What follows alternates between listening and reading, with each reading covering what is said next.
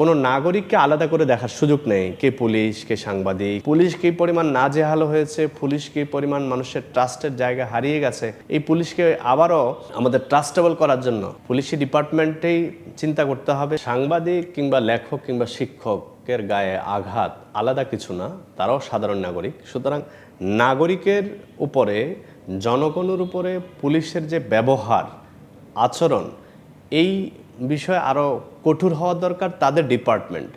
এবং পুলিশকে বোঝানো দরকার পুলিশ নিজেও একজন নাগরিক।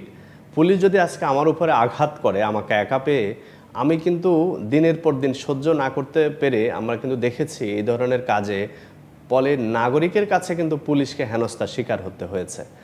এতে কি হয়? এতে পুলিশের ভাবমূর্তি ক্ষুণ্ণ হয়, পুলিশের প্রতি আস্থা নষ্ট হয়, পুলিশকে মানুষ আর ভয় পায় না, এবং পুলিশের যে কাজ সে কাজ আর হাসিল হয় না। পুলিশের তো কিছু কাজ আছে, এই বাহিনীর তো এটা যে গঠন করা হয়েছে রাষ্ট্রের মধ্যে, এটা আছে, এটার তো নিশ্চয় অনেক কাজ। ফলে এই কাজ নষ্ট হয়ে যায় যদি সে মৌলিকভাবে তার দায় এবং দায়িত্ব ভুলে যায়। কোনো নাগরিককে আলাদা করে দেখার সুযোগ নেই, কে পুলিশ, কে সাংবাদিক, কে লেখক, কে শিক্ষক, কে ভিসি, কে ডিসি, কে এসপি। প্রত্যেক মানুষের ন্যায্য অধিকার, সম্মান, বোধ, সম্প্রীতি পাওয়ার নাগরিক অধিকারের থেকে তার জন্মগত অধিকার, যে মানুষ সম্মান পাবে এবং সে তার পরিচয় দিয়ে আলাদা কোনো বেনিফিট যদি নেয় সেটা অন্যত্র বিবেচনা করা হবে। তো ফলে পুলিশি ডিপার্টমেন্ট থেকে পুলিশি যে হয়রানি, তার যে অ্যাক্টিভিটি, তার যে রোল, তার যে নিয়ম, এর বাহিরে যেন সে ব্যত্যয় না ঘটায়, এই জিনিসটা তাকে বারবার মনে করিয়ে দেওয়া দরকার।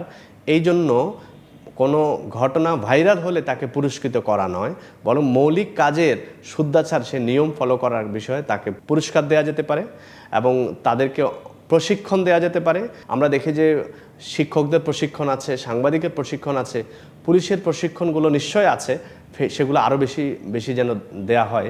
কারণ একটি গণ অভ্যুত্থান হওয়ার পরেও, বারবার গণ উত্থান হওয়ার পরেও পুলিশ যদি সচেতন না হয়, নাগরিক যদি তার উপলব্ধি না করে যে এরকম আঘাত আমার উপর আরও আসবে, পুলিশ কী পরিমাণ নাজেহাল হয়েছে, পুলিশ কী পরিমাণ মানুষের ট্রাস্টের জায়গা হারিয়ে গেছে, এই পুলিশকে আবারও আমাদের ট্রাস্টেবল করার জন্য পুলিশি ডিপার্টমেন্টেই চিন্তা করতে হবে, স্বরাষ্ট্রকে চিন্তা করতে হবে, রাষ্ট্রকে চিন্তা করতে হবে। নাহলে রাষ্ট্র, পুলিশ, নাগরিক মুখোমুখি হলে আবারও বিস্ফোরণ ঘটবে, আবারও অভ্যুত্থান হবে।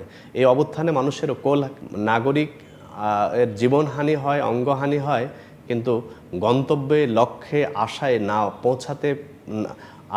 না পৌঁছানোর অন্যতম কারণ হচ্ছে প্রত্যেকে তার কাজ থেকে দূরে সরে যাওয়া।